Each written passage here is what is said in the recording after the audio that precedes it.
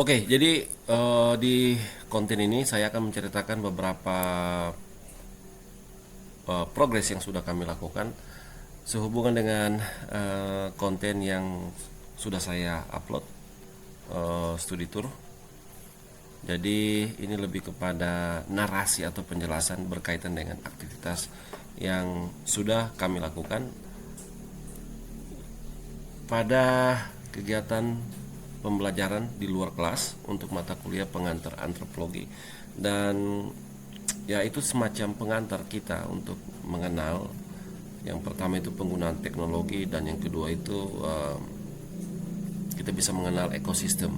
Seperti apa sih sebenarnya ekosistem itu, dan benarkah atau tidak bahwa setiap ekosistem dia memiliki cara tersendiri untuk menyampaikan kepada kita secara tidak langsung, dalam tanda kutip, ini loh sebenarnya habitatnya, habitat aslinya seperti ini. Dan kita hanya bisa memahami itu kecuali kita benar-benar memperhatikan beberapa hal dasar, misalnya berkaitan dengan ciri khas dari apa yang ingin ekosistem itu munculkan kepada kita. Jadi singkatnya, pendekatan pembelajaran di luar kelas di mata kuliah saya berkaitan dengan pengantar antropologi, saya ingin mengajak mahasiswa kita bersama-sama memahami yang namanya fakta dan realita. Itu dulu. Dan berkaitan dengan pengantar antropologi,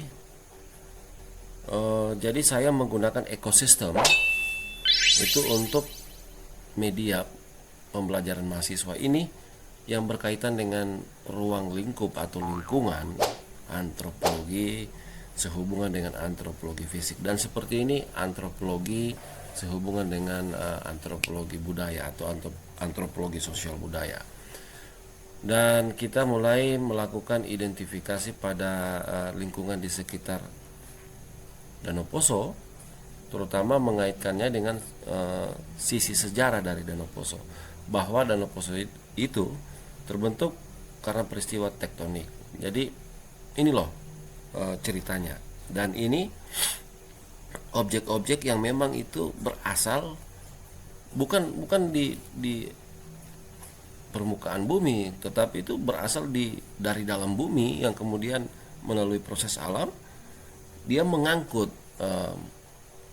objek-objek yang kita temukan, dan mungkin itu menyangkut juga subjek di dalamnya.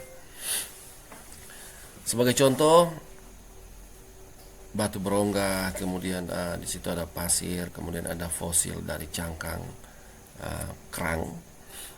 Itu salah satu identifikasi bagian dari evolusi yang terjadi sehubungan dengan kerang. Dan benda-benda itu atau spesimen yang kami lihat, yang sudah sebagian besar itu sudah, bukan cuma sebagian besar, umumnya itu sudah seperti ya pemandangan yang lazim. Jadi semacam benda-benda lah yang menghiasi atau ornamen dari Danau Poso itu sendiri. Misalnya kerang. Ini loh gambaran konkretnya. Dan seperti ini tekanan pembelajaran dari antropologi. Antropologi itu atau secara umum ilmu sosial bukan hanya mempelajari semata-mata itu ilmu sosial, tapi ada campur tangan dari ilmu pengetahuan lain yang menjelaskan maksud dari suatu peristiwa besar yang sangat menentukan sejarah dan perkembangan manusia. Kemudian singkat katanya kita kemudian beralih ke halaman Gua Pamona, kemudian masuk di depan. Kita tidak masuk di Gua Pamona, tapi kita hanya mengakses di pintu masuk dari Gua Pamona. Dan habitat-habitat itu saya menunjukkan bahwa ini ada beberapa, bukan cuma beberapa ya, umumnya tumbuh-tumbuhan seperti pepohonan di area Gua Pamona itu mengindikasikan bahwa Gua Pamona merupakan ex hutan purba, dan kita sedang berada pada puncak, ya, puncak dari gunung, bisa saja seperti itu, karena memang ketika kita naik persis atau tidak jauh berbeda ketika kita mendaki gunung. Hanya saja situasinya sudah berbeda untuk situasi di tahun kita saat ini, tahun 2023. Dan proses alam itu kemudian menunjukkan, menampilkan sisi yang sangat artistik, misalnya Gua Pamona. Dan saya mengajak mahasiswa untuk mengenalnya secara langsung. Jadi seperti ini yang namanya fakta, dan kalau kita kaitkan ya, bagaimana kita coba menunjukkan fakta dan realita. Mungkin generasi sekarang hanya melihat itu hanya sebatas dari gua saja, tanpa memahami ada sekian banyak tanda atau cara dari ekosistem itu membahasakan dirinya bahwa dulu ekosistem di sini adalah hutan purba misalnya, seperti itu. Tapi karena proses alam kemudian mengakibatkan ekosistem hutan purba yang dimiliki oleh suatu pegunungan purba itu kemudian berubah menjadi etalase seperti Gua Pamona. Dan luar biasa bagaimana kita bisa menerjemahkan dengan menggunakan teknologi, misalnya Google Lens, untuk menjelaskan fakta dan realita berkaitan dengan pembelajaran antropologi, pengantar antropologi.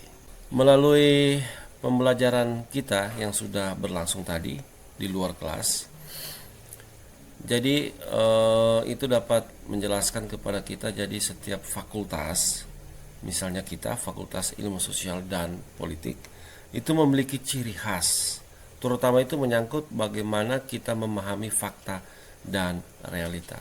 Nah, berkaitan dengan program studi sosiologi, sosiologi merupakan ibu dari ilmu pengetahuan, ilmu-ilmu pengetahuan sosial di dalamnya. Maka dia itu memang lebih mengutamakan bagaimana kita bisa memahami fakta dan realita. Pembelajaran tadi yang berlangsung di luar kelas, tepatnya di Gua Pamona dan ya sekitar Gua Pamona, ini menjelaskan bahwa kita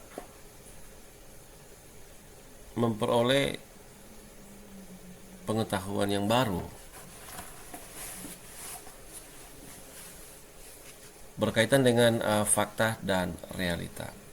Kebanyakan menyangkut fakta ya. Dari mata kuliah pengantar antropologi, fakta, pengetahuan kita tentang fakta itu kita bisa memahami bahwa kita hanya melihat bahwa di situ merupakan situs sejarah ya, seperti Gua Pamona misalnya. Hanya sekedar ini loh Gua Pamona, itu fakta yang kita lihat. Tetapi sebenarnya kalau kita perhatikan di sekitar gua atau ekosistem dari Danau Poso itu sendiri yang menjadi bagian dari ekosistem Gua Pamona, maka kita bisa memahami realita yang mana realita itu berbeda dari fakta.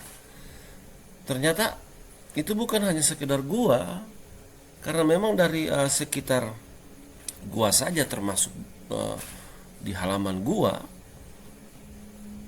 itu menunjukkan itu bukan sekedar gua, tapi merupakan pegunungan purba yang memiliki hutan. Dan kita bisa lihat dari beberapa karakter dasar di situ yang memang itu hanya dimiliki oleh ekosistem hutan. Hanya dimiliki ekosistem yang lain. Misalnya kalau menyangkut mengapa batu berongga itu muncul tiba-tiba, kok bisa ada pasir yang tidak biasanya, walaupun saya misalnya bisa mengangkut dalam sehari misalnya bolak-balik itu 20 kali, tapi kan nonsen bisa sebanyak itu. Dan pasir-pasir itu memang tiba-tiba muncul di permukaan kita, itu bukan berasal atau bukan bagian atau bukan objek yang memang ada di permukaan kita, permukaan bumi, tetapi itu muncul dari dalam, misalnya batu berongga. Nah, ini ciri khas. Kemudian menunjukkan ini loh realitanya. Anda keliru. Anda hanya memahami itu hanya semata-mata gua, hanya semata-mata situs sejarah dalam bentuk gua, misalnya gua Pomona. Tapi realitas sesungguhnya dari artefak yang ada, dari petunjuk-petunjuk yang dimunculkan, dan kita bisa telusuri lebih lanjut bahwa itu bukan hanya semata-mata gua, melainkan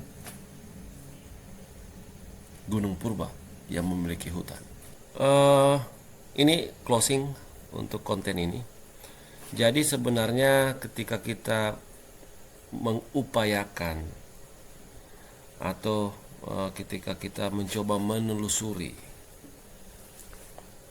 atau menggali secara dalam, kemudian menempatkan hasil apa yang kita telah peroleh dari proses identifikasi, baik dengan menggunakan teknologi ataupun tidak, sebenarnya ini mengarah pada salah satu cabang atau ruang lingkup dari antropologi itu sendiri, misalnya berkaitan dengan antropologi forensik.